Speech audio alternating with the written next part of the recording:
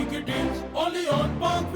alaikum Park Wheelers, मेरा नाम मुस्तफ़ा काजी and today we're back with another owner review of the Kia Picanto. काफ़ी time से जो है इस गाड़ी का हमारे चैनल पे रिव्यू नहीं बना था और इस गाड़ी से रिलेटेड जो एक स्टिग्मा है मार्केट में कि इसकी फ्यूल एवरेज बड़ी बुरी है, तो आज हमारे साथ एक ऐसे ओनर मौजूद हैं जो इस बिलीफ के बिल्कुल कॉन्ट्रेरी चल रहे हैं. तो अस्सलाम वालेकुम वसीम साहब, क्या हाल है आपके? अल्लाह का शुक्र, अस्सलाम। तो सबसे पहले इस गाड़ी का मेक मॉडल वेरिएंट बताएं. ये किया पिकांटो है, 2020 की है। मैं सेकंड ओनर हूँ, 22 में ली थी, 2022 में. और स्पेसिफिकली किस प्राइस ब्रैकेट में ली थी उस वक्त आपने गाड़ी? ये मैंने ली थी 2.3 मिलियन में। 2.3 मिलियन में जी। उस वक्त आई सपोज कि इसकी इनवॉइस 26-27 2.8 के करीब थी। 2.8 के करीब थी. और अभी इस गाड़ी की क्या प्राइस है? इस टाइम जो है ये तकरीबन जा रही है 2.6 2.7 जो मैंने पार्क व्हील के उससे। और नई की जो इनवॉइस है, नई की इनवॉइस 3.8 के करीब है, 3.9 बन जाती है करीबन। आपने तो अब अच्छे टाइम में खरीद ली गाड़ी 2.3 मिलियन की. डू यू थिंक ये जो 3.8 मिलियन वाला इसका जो प्राइस टैग है वो जस्टिफाइड है आज की मार्केट कंडीशन के हिसाब से? अगर मैं कंपटीशन में देखता हूँ तो वो इससे ज़्यादा ही प्राइस है उसका। तो उस मुकाबले में अगर देखते हैं तो ये फिर भी कम प्राइस है। बिल्कुल ऐसी है, कल्टस इससे ऊपर है. और फ्यूल एवरेज पे पहले ही आ जाते हैं हम. Let's get directly to the main point. इसकी फ्यूल एवरेज जो है वो मार्केट में बड़े इसके साथ एक स्टिग्मा अटैच है, जबकि मेरा भी इससे बिल्कुल ही कॉन्ट्ररी ओपिनियन है. तो आपको ये गाड़ी विद इन सिटी कितना दे रही है, हाईवे पे कितना देती है? ये गाड़ी मुझे नॉर्मली अगर बहुत ज़्यादा अगर रशी प्लेस है जहाँ बहुत ज़्यादा रश हुआ हुआ है तो तब भी ये मुझे गाड़ी जो है तकरीबन 13.5 तक देती है. ये इस टाइम मुझे तकरीबन 15 दे रही है इस time. 15 with in city? With in city अभी अच्छा. दे रही है, ठीक है ना. 14.5 15 इस तरह से दे रही है. ठीक है. बाकी ये है कि मेरा चूंकि आना जाना रहता है हैदराबाद बहुत फ्रीक्वेंट आना जाना रहता है, तो उसके अंदर ये मुझे 20 तक तो लेके गई है मुझे. अच्छा. जी हाँ, ये 20 तो बहुत इंप्रेसिव है. 100-120 की स्पीड पे 100-120 के ऊपर. ठीक है. और 15 की एवरेज भी विद इन सिटी तो बहुत इंप्रेसिव है. मतलब आई वाज अज्यूमिंग कि 12-13 देती है, लेकिन 15 एक तो आपका ड्राइविंग स्टाइल भी थोड़ा सा अच्छा होगा. परफॉर्मेंस की बात कर लें क्योंकि इसमें 1000 सीसी इंजन आता है. परफॉर्मेंस वाइज कैसी है गाड़ी? परफॉर्मेंस बिल्कुल ओके है इसकी. मतलब मुझे आज तक किसी भी किस्म की कोई परेशानी नहीं आई है. अगर गाड़ी को मैंने बहुत ज्यादा भगाने की भी कोशिश की है तो ये मुझे कर लेती है, भागती भी है गाड़ी. लेकिन नॉर्मली मैं गाड़ी बहुत नॉर्मल अंदाज में चला रहा हूं. वैसे भी इस कैटेगरी गाड़ियों के लिए परफॉर्मेंस सिर्फ इसी आप रेफरेंस में रख सकते हैं कि आपको कोई गाड़ी ओवरटेक करनी है. जी हाँ, मैक्सिमम कराची में वैसी 60-70 से गाड़ियाँ बनी जाती है. बिल्कुल. तो वैसे ऑप्टिमल पावर 1,500-2,000 आरपीएम पे गाड़ी आप ऑन एवरेज चला सकते हैं 60-70 की स्पीड. बिल्कुल ऐसे ही है. अच्छा, इसकी मेंटेनेंस आप किधर से कराते हैं, कितने इंटरवल पे कराते हैं, and what does it cost on average? Locally बाहर से कराता हूँ ज़्यादा.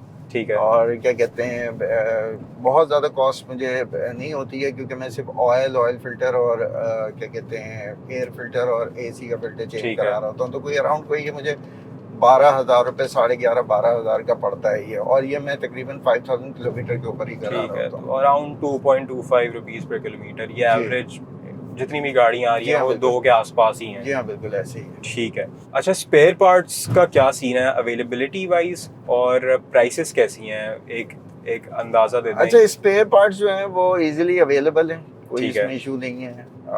ओपन मार्केट से भी आपको चीज़ें मिल जाती हैं. ठीक है. और ये कि आप जो है अगर किया की डीलरशिप पे जाएं तो वहाँ से भी आपको मिल जाएगी. बाहर से आप लेना चाहें तो आपके पास ऑप्शंस अवेलेबल हैं वहाँ पे भी कि जी मलेशिया, इंडोनेशिया, वहाँ की चीज़ें आपको मिल जाती हैं.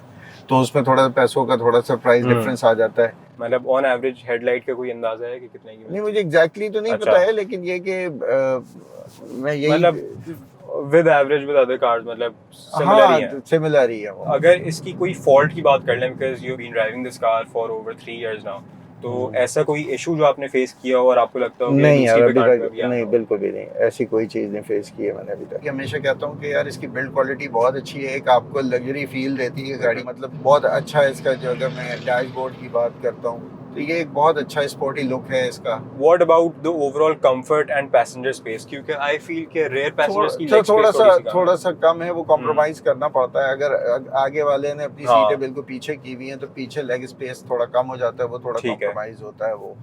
اور جیسے کہ میں ابھی بالکل بیٹھا ہوں پیچھے کر کے تو ظاہر سی بات ہے جو پیچھے ہیں وہ کمپرومائز ہو رہے ہیں. ٹھیک ہے. اور اوور آل کمفرٹ کیسا لگتا ہے کیونکہ آپ ہائی وے پہ بھی چلاتے ہیں؟ گاڑی کا کمفرٹ لیول بہت اچھا ہے, اس کی سیٹس بہت اچھی ہیں. And what about the stability of the car, handling کیسی ہے ہائی اسپیڈ پہ, لو اسپیڈ پہ, مینیورنگ؟ گاڑی کی گراؤنڈ کلیئرنس بہت اچھی ہے, گاڑی بڑی بیلنس رہتی ہے. ٹھیک ہے. اگر میں سسپینشن کا پوچھوں کہ ود ان سٹی, کیونکہ کراچی کی روڈز اب پچھلے 1 سال میں تو بہت ہی خراب ہو گئی ہیں, تو سسپینشن پورٹ ہولز میں, گڈھوں میں کیسی ہے؟ میں نے گاڑی خریدنے کے بعد سے لے کر اب تک کوئی تقریباً 45,000 کلومیٹر چلا چکا ہوں, تو میری گاڑی میں مجھے ابھی تک کوئی سسپینشن کا کام نظر نہیں آیا. اچھا, جبکہ میں کراچی میں ہی رہتا ہوں تو ایسی ہے, بھگت رہا ہوں یہ تمام چیزیں. اچھا, ورنہ تو ہر 6 مہینے بعد کوئی نہ کوئی آپ بیٹھے ہو آپ دیکھ رہے ہوگے تو آواز کوئی نہیں ہے, ایسی ہے. اور فیچرز ایک بیسک آپ ایک رن تھرو کر دیں ہمیں کہ اس میں فیچرز کیا کیا آتے ہیں اس ویریئنٹ میں؟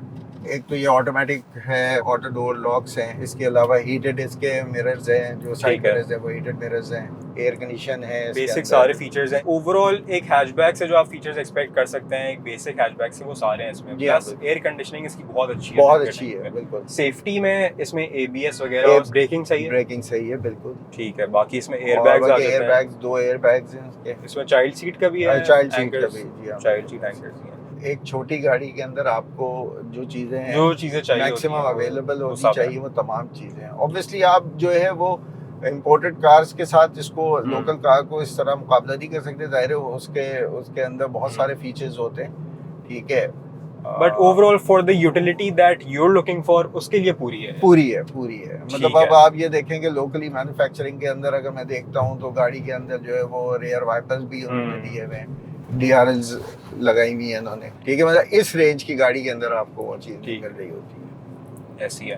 اچھا وسیم صاحب, پارک ویلز کی کوئی آپ نے سروس استعمال کی اور اگر کیا تو ایکسپیرینس کیسا رہا آپ کا؟ پارک ویل کا میرا ایکسپیرینس بہت اچھا رہا ہے. میں نے ایک گاڑی بیچنی تھی اپنی, ایک لی تھی میں نے آلٹو, تو میں نے انہی کے تھرو کروایا تھا. انسپیکشن بھی کرایا تھا اور وہ گاڑی بیچنے کے لیے لگایا تھا. اچھا, ایک بڑا اچھا رسپانس ملا تھا ان کا. چلیں جی, گڈ ٹو ہیئر. اور ویورز یہ تھا کیا پکانٹو 2020 ماڈل کا ایک اونر ریویو. آئی ہوپ کہ آپ کے ریویو انفارمیٹیو لگا ہوگا. Do let us know in the comments کہ آپ کو یہ گاڑی اور یہ ویڈیو ان جنرل کیسی لگی, اور اگر آپ کو اس طرح کے اونر ریویوز دیکھتے رہنے تو پاک ویلز چینل کو سبسکرائب کریں, بیل آئکن ٹیپ کریں تاکہ آپ ہر ویڈیو سے نوٹیفائڈ رہیں. اپنا خیال رکھیے گا. اللہ حافظ.